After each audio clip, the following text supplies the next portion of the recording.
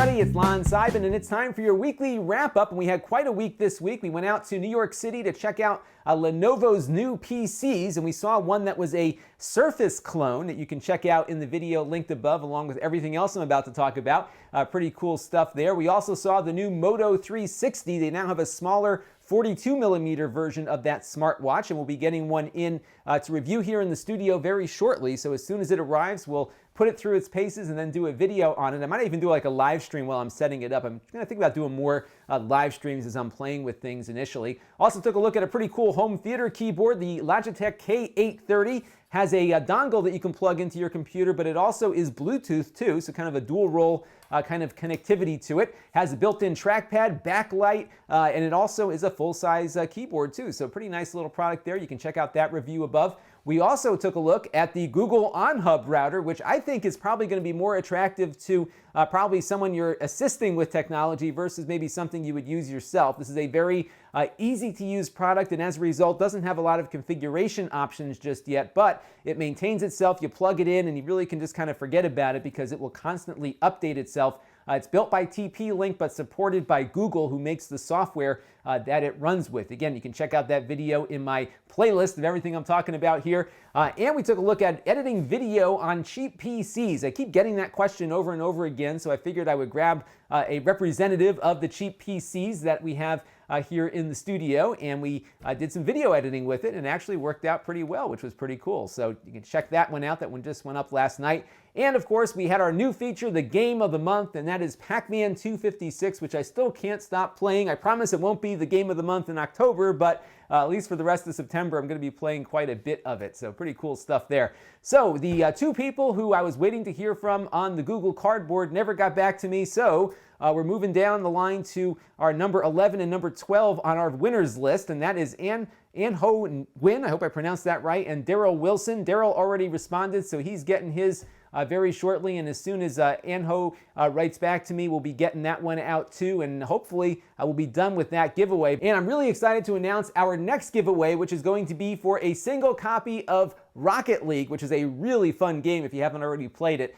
So if you don't own it, definitely enter below at Lon.TV/enter. We're going to have a live stream on September 22nd at 9:30 p.m. to announce the winner, and then I think we'll do like a little tournament or something and just have a Rocket League server running so we can all hop in and play some Rocket League and stream it all live. It's a pretty fun game. So if anyone knows how to activate a spectator mode where we might be able to have one of my machines here just kind of watch the game while some people go in and play, because I think Rocket League only supports maybe 6 people in simultaneously at a time, but I definitely want to get a bunch of people in and playing Rocket League. Really fun game, and we'll be checking that one out. So some news, and I wanted to talk about some things that I saw at the Lenovo event that weren't quite ready for a video. I didn't have enough footage, and the products currently aren't really done yet. These are a couple of prototypes, and one of the things that Lenovo has been working on is trying to figure out a way to get these small screens bigger without actually having to make a larger device. And one of the ideas they came up with is this one. It is a projector phone that has a touch surface to it, and I apologize for the quality of the video here. My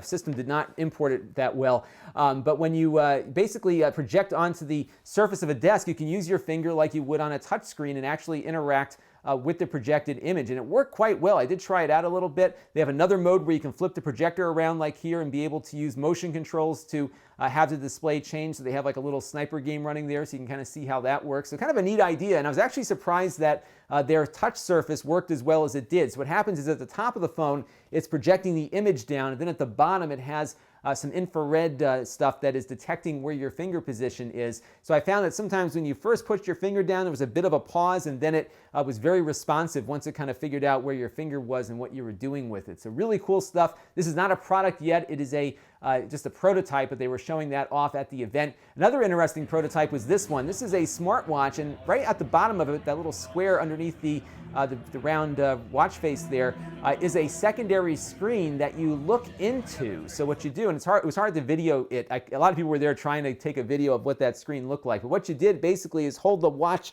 up to your face like so, and you could look into the screen. And when you do that, it actually looks like a pretty big screen, and you can move it around. It's motion sensitive, so I was able to kind of do a Google Street Map thing where I could turn my wrist around while I was looking into that little screen and see a much larger image. So really neat ideas about trying to figure out a way to get larger display surfaces without making the devices bigger, because we don't always need a big display, but it would be nice, especially in the case of a watch, to have something larger that you can look into if you were out and about somewhere. They had some neat stuff where you could move messages just by swiping them down into that surface there.